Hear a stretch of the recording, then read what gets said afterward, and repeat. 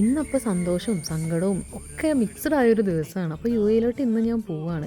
രാവിലെ തന്നെ അപ്പോൾ ലോനാർക്കാവ് അമ്മേനെയും കണ്ട് നേരെ വീട്ടിലേക്ക് പോയി. ഒന്ന് റെഡി ആയിട്ട് എൻ്റെ അമ്മയും കൂടിയിട്ട് കുറച്ച് പർച്ചേസ് ഉണ്ടായിരുന്നു, കുറച്ച് സ്നാക്സും കാര്യങ്ങളൊക്കെ വാങ്ങിക്കാനുണ്ടായിരുന്നു.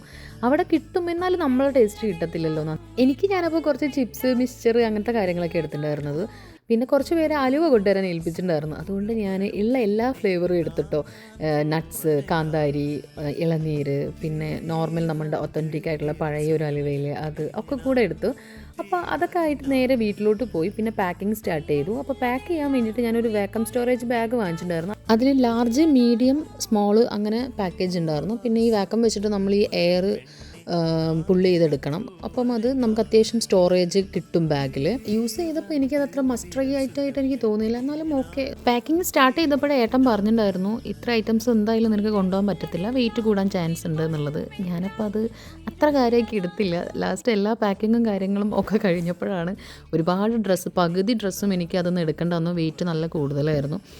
പിന്നെ ഡ്രസ്സിനേക്കാൾ കൂടുതൽ അതിലുണ്ടായിരുന്നത് ഫുഡ് ഐറ്റംസ് ആയിരുന്നു. വല്യമ്മയുടെ നല്ല അടിപൊളി ഒരു നെല്ലിക്ക അച്ചാർ. പിന്നെ ഞാൻ അവിടെ പോയാൽ മിസ് ചെയ്യാൻ ചാൻസുള്ള എൻ്റെ അമ്മയുടെ കുറേ ഫേവറേറ്റ് ഫുഡ്സും കാര്യങ്ങളും ഒക്കെ എല്ലാമായിട്ട് അങ്ങനെ പാക്കിങ്ങും കാര്യങ്ങളൊക്കെ കഴിഞ്ഞ് പിന്നെ എൻ്റെ കുട്ടീസിൻ്റെ കൂടെയൊക്കെ കുറച്ച് നേരം കളിച്ചു. അത് കഴിഞ്ഞിട്ട് പെട്ടെന്ന് റെഡി ആവാൻ സ്റ്റാർട്ട് ചെയ്തു. ഉച്ചയ്ക്ക് ഫുഡ് എനിക്ക് എന്തോ കഴിക്കാൻ പറ്റിയില്ലായിരുന്നു. ടെൻഷൻ കൊണ്ടോ എന്തോ എനിക്ക് ആ ടൈമിൽ എനിക്ക് ഫുഡ് കഴിക്കാൻ തോന്നിയില്ല.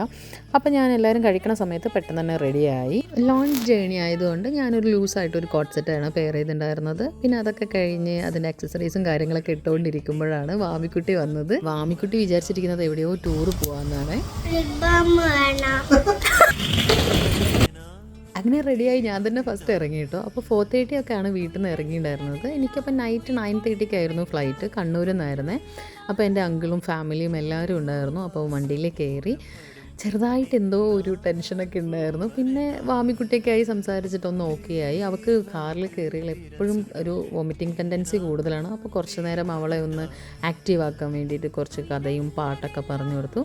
അപ്പോൾ ഞങ്ങൾ ഒരു കാറിലും അങ്കിളൊക്കെ വേറെ കാറിലായിരുന്നു. അപ്പം കുഞ്ഞാറ്റ കൊച്ച് അതിലാണ് ഉണ്ടായിരുന്നത്. അപ്പം അങ്ങനെ ഞങ്ങൾ കുറച്ച് നേരം കാറിൽ ഇരുന്നിട്ട് തന്നെയായിരുന്നു കമ്മ്യൂണിക്കേഷനും കാര്യങ്ങളൊക്കെ ഉണ്ടായിരുന്നത്. കുറച്ച് നേരം കഴിഞ്ഞപ്പോൾ മാമിയും കുഞ്ഞാറ്റയും കാറിൽ തന്നെ കിടന്ന് ഉറങ്ങിപ്പോയി. അങ്ങനെ ബ്ലോക്കും കാര്യമൊന്നും കിട്ടാണ്ട് പെട്ടെന്ന് തന്നെ കണ്ണൂർ എത്തിയായിരുന്നു. അങ്ങനെ എയർപോർട്ടിൻ്റെ അടുത്തുനിന്ന് ഒരു ചായയും സ്നാക്സൊക്കെ കഴിച്ച് കുറച്ച് നേരം തന്നെ ഉപദേശവും കാര്യങ്ങളൊക്കെ ആയിരുന്നു. അതൊക്കെ കഴിഞ്ഞ് ഞങ്ങൾ നേരെ എയർപോർട്ടിലെത്തിയപ്പം കുഞ്ഞാറ്റേനെയും വാമീനെയും ഉറക്കത്തു നിന്ന് പെട്ടെന്ന് തന്നെ എണീപ്പിച്ചു.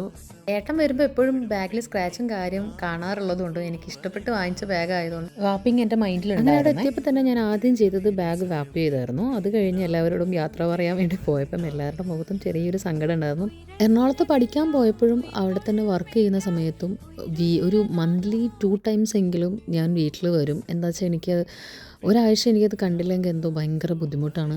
ഇനിയിപ്പം എങ്ങനെയാണെന്ന് എനിക്ക് അറിയത്തില്ല. ഇത്രയും ലോങ് ടൈം ഞാൻ എൻ്റെ വീട്ടുകാരെ കാണാണ്ടൊക്കെ ഇരിക്കുന്നത്. അമ്മ കഴിഞ്ഞാൽ എനിക്ക് ഏറ്റവും കൂടുതൽ ഞാൻ മിസ് ചെയ്യുന്നത് ഇവർ രണ്ടുപേരും ആയിരിക്കും. എൻ്റെ ആ സങ്കടം പ്രകൃതിക്ക് പോലും മനസ്സിലായത് കൊണ്ടാണെന്ന് അറിയില്ല. ഭയങ്കര കാറ്റായിരുന്നു ആ ടൈമിൽ.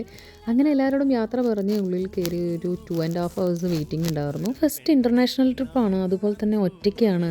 അതിൻ്റേതായ ചെറിയ ടെൻഷനൊക്കെ ഉണ്ടായിരുന്നു. ഞാൻ അത്ര ഓക്കെ അല്ലായിരുന്നു.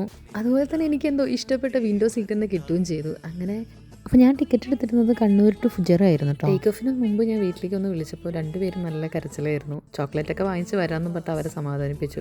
നൈറ്റ് ആയതുകൊണ്ട് എല്ലാവരും മിക്ക ആൾക്കാരും ഉറക്കമായിരുന്നു ആ ടൈമിൽ. എന്തോ എനിക്ക് ഒട്ടും ഉറക്കം വന്നില്ല. നല്ല ഹെഡേക്കും ഉണ്ടായിരുന്നു ആ ടൈമിൽ. ഞാനൊരു 12:30 ഒക്കെ ആകുമ്പോഴേക്കും എയർപോർട്ടിൽ ലാൻഡ് ചെയ്തു. 10 മാസത്തിന് ശേഷമാണ് ഞാൻ എൻ്റെ ചെക്കനെ കാണുന്നത്. അപ്പോൾ അതിൻ്റേതായിട്ടുള്ളൊരു എക്സൈറ്റ്മെൻറ്റും കാര്യങ്ങളൊക്കെ ഉണ്ടായിരുന്നു. ഇത്ര ദിവസത്തിന് ശേഷം കാണല്ലേ, അപ്പം ഞങ്ങളുടെ ആ ഒരു മൊമെൻറ്റ് ക്യാപ്ചർ ചെയ്യണം എന്നൊക്കെ ഉള്ളൊരു പ്ലാനിലായിരുന്നു ഉണ്ടായിരുന്നത്. ബട്ട് എന്തോ എനിക്ക് ആ ടൈമിൽ എടുക്കാൻ പറ്റിയില്ല. ഞാൻ കുറച്ച് ഇമോഷണലുമായി. എയർപോർട്ടിൻ്റെ അടുത്ത് തന്നെയായിരുന്നു റൂം. ദെൻ ഞങ്ങൾ നേരെ റൂമിലോട്ട് പോയി. അപ്പോൾ പുതിയ വിശേഷമായിട്ട് അടുത്ത വീഡിയോയിൽ കാണാം. Bye, take care.